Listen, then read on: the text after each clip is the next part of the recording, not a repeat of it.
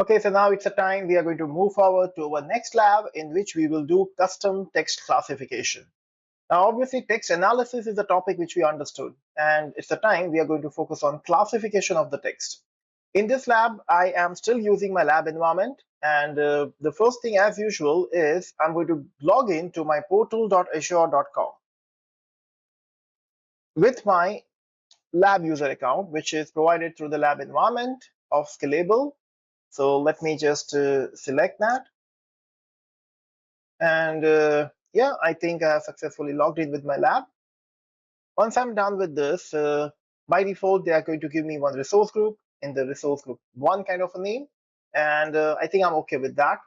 This is a custom text classification lab. So let's just get started with this. The first thing first is in the portal.azure.com, we'll create a resource. And this time we are going to create a specific service, which is a language service. So this is what we're going to choose. Let me click on create a resource. I'll search for language service. Language service is available here. We'll click on create. And as per the instructions, it's asking me that you please select the text box, which is including custom text classification. So we have to just select this one, custom text classification, and then we are going to continue to create our resource. Because this additional feature is required in this lab, we are going to choose it.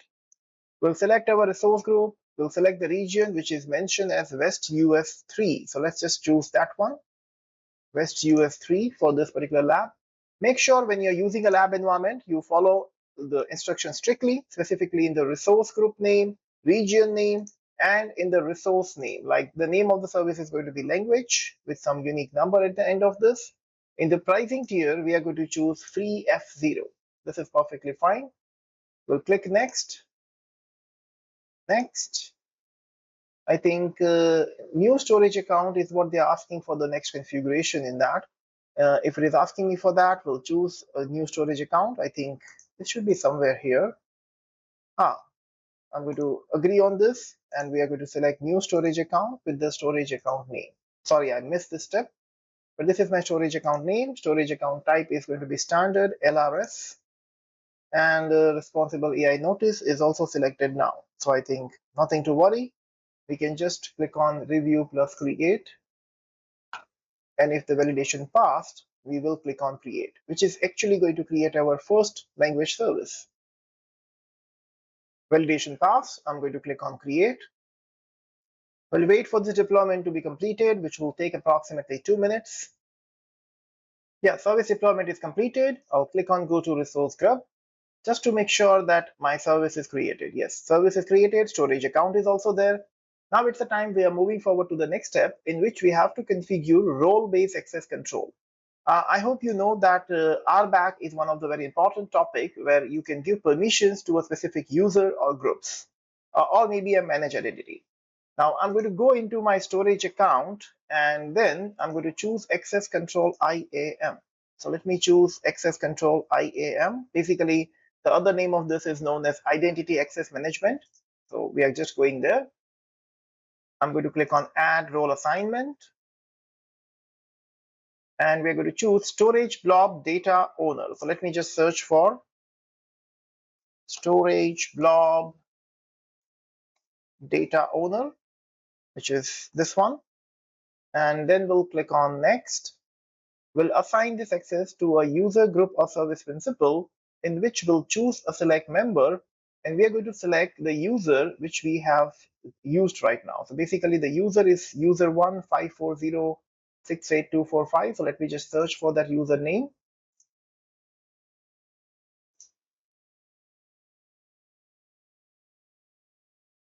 Yeah, it's available here. And we'll just click on select.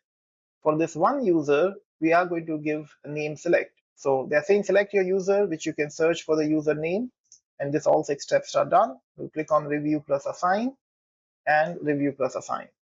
Now, once this user is actually an owner for this particular storage account, we can go to upload sample articles kind of a step. So let me just download the artifacts first. So we'll download some articles which are available on this link. You can see. And if I just open and extract this file, you can see we have 13 articles which are in the text file right now. And each article is maybe belong to a specific genre, specific topic actually. So that's what we have as a data. Now we'll go back to our storage account and we'll select configuration. So let me go back to my storage account. Under settings, we have configuration. And then we will see allow blob anonymous access, which is here, which we need to enable. So that's what they're saying. And then we're going to click on save.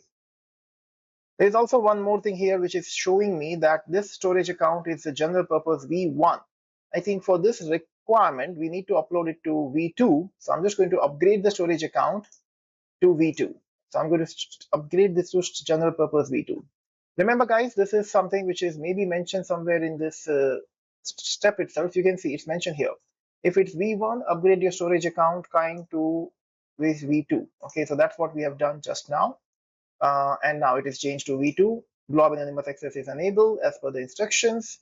Now it's the time we will go back to our data storage containers and we'll create a new container with the name articles. And the blob access level for this is going to be container.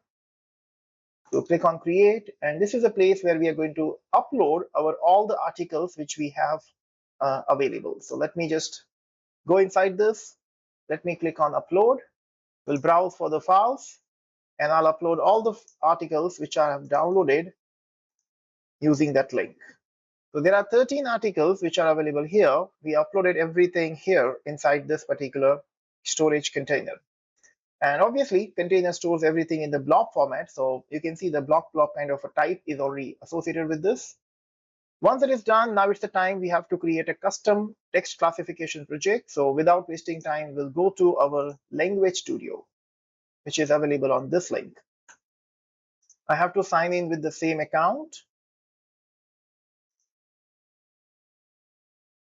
I'll choose my directory, subscription, and the language resource which I have created, which is with this name.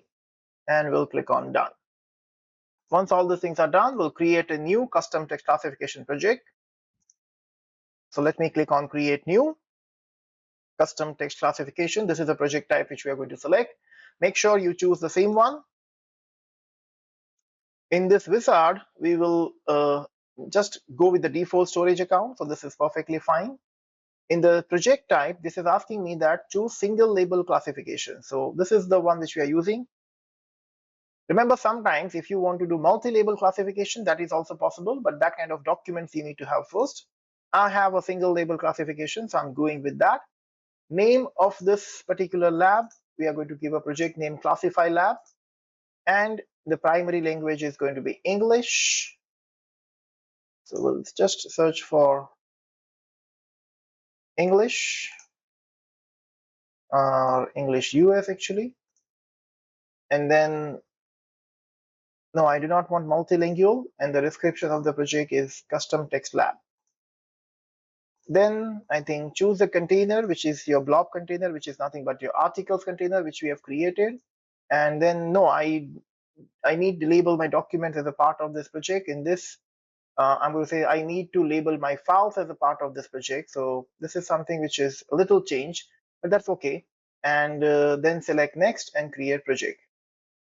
Now this is going to create a new project, and obviously the next obvious thing is we have to label our data now, in which we have to do data labeling configuration.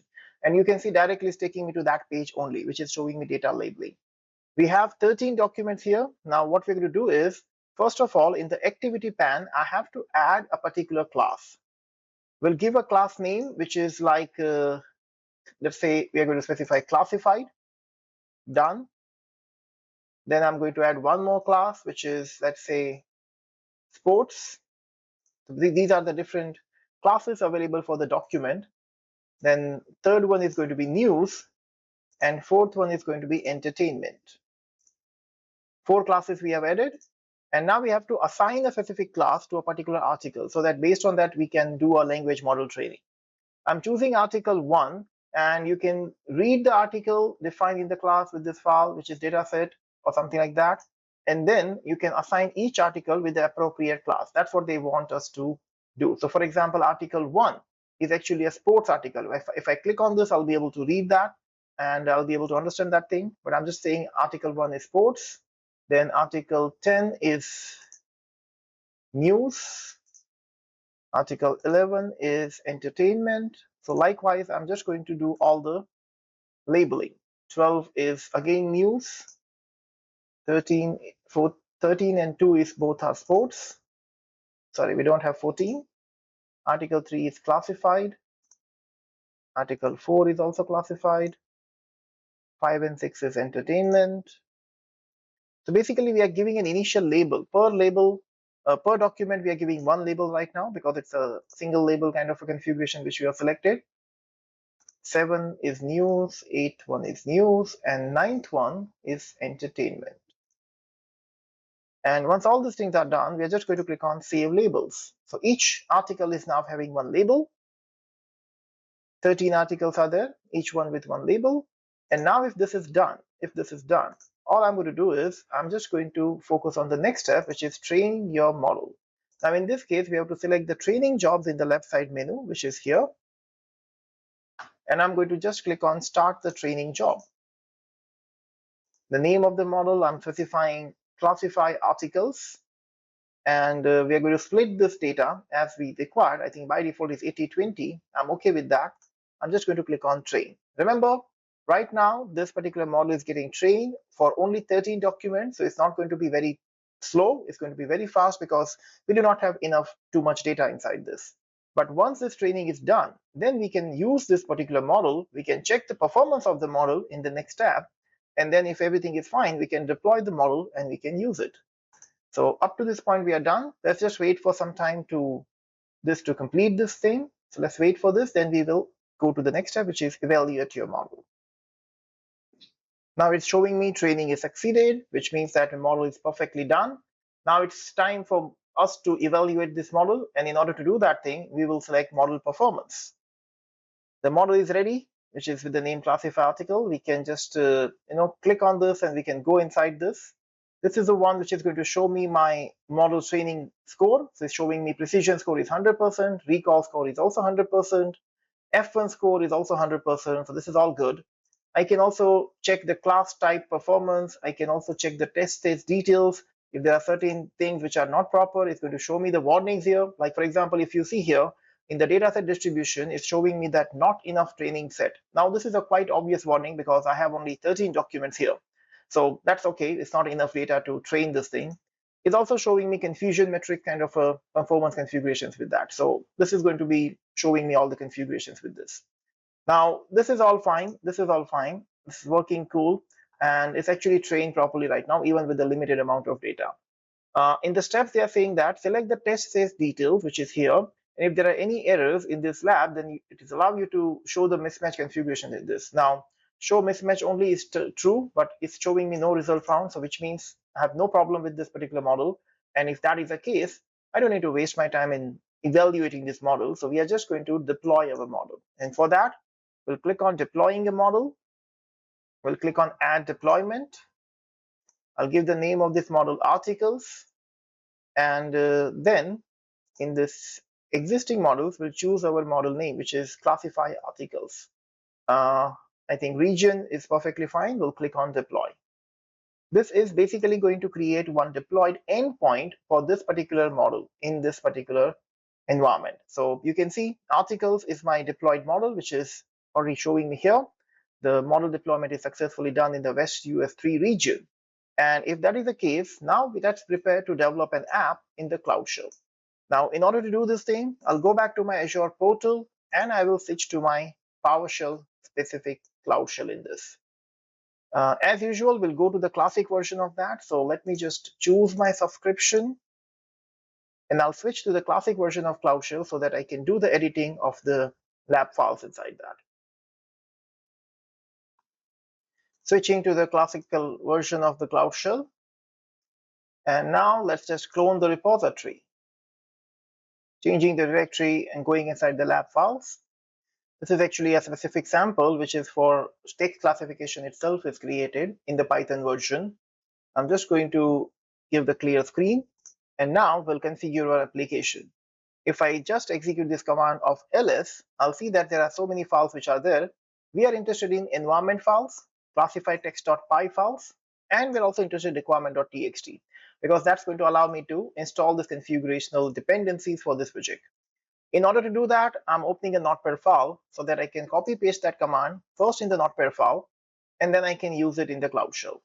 If you have used my other labs, you know this is sometimes required if you want to copy and paste multi-line kind of commands or code. So just copy pasting this in the notepad first. Then from here, I'll copy and I'll paste it here as a plain text. Some issues are there with the PowerShell. Okay, let's check that. First execute this one. I think this is also having some issues with that. Let me just take the files one by one.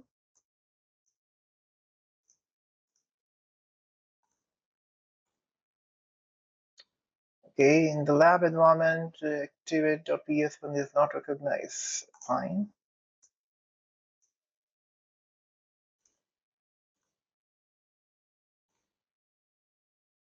Okay, I think the problem is with the first command itself. Let me just do the first thing first. This should have one space there, which is not. I think this is fine now. Let's do the lab env configuration, which is now done. And now let's install pip install. I think this is going to work fine now. This is done. We'll again do clear, and we will just go to code.env file. This is a file which is looking for all the endpoint configurations which you need to do. So I need AI service endpoint, I need my AI service key, my project, and deployment is already mentioned. In order to get this thing, I have to go to my project specific properties. So I can go to the project settings actually. Otherwise, I can directly just open in the new tab for the Microsoft Azure. So I'm at my language service, and as I can check here, left side in the resource management, we have keys and endpoint. I'll take my key, which is this one. Any key 1 or key 2, you can take it and you can paste it here. As well as I'll take my endpoint as well, and that is here. And I'll just paste it in my environment file. Once both are done, I'll do Control S for saving and Control Q for closing the lab environment. If both are done, now it's the time we have to just modify the code quickly inside the file. For that, we just need to type the command for configuring the Python file. And inside the Python file, all we have to do is we just have to copy paste the proper configurational code. Let me just put this here in the notepad file first so that I can quickly copy and paste into my code file. Now, once my code is copied, I'm just going to paste it in the relevant places, which I already highlighted with this configurational comment associated with that. So I'm just going to copy this code. I'll paste it here. Same way, I'll copy the next piece of code, which is creating a client instance for this language service. I'll paste it here. Somewhere, if you need to take care of the indentation, you have to just do the copy and paste properly with that. And finally, we have this piece of code which is going to do the classification for the uploaded documents. So I'll paste that final piece of code. And if you're done with this, it's the time we need to check whether this application is working or not. I'll save the file, I'll close the editor, and it's the time we have to run this application by just typing a simple one single command, which is going to run this Python file. Let's see if this is working fine with the language service or not. In our code, we have actually specifically mentioned some particular document with that. And you can see right now, my test1 and test2, both are the two different documents which are successfully classified as sports and the entertainment document association with that. So the text classification with this particular language service is working fine. This is also showing me a low confidence score here, which is normally not good for the most of the business and enterprise applications. But right now for the lab samples, 0.3 is not so good, but it's okay kind of a code. So we are happy with that. That's it for this particular lab. I hope you understood this. I'll see you in the next video. Thank you.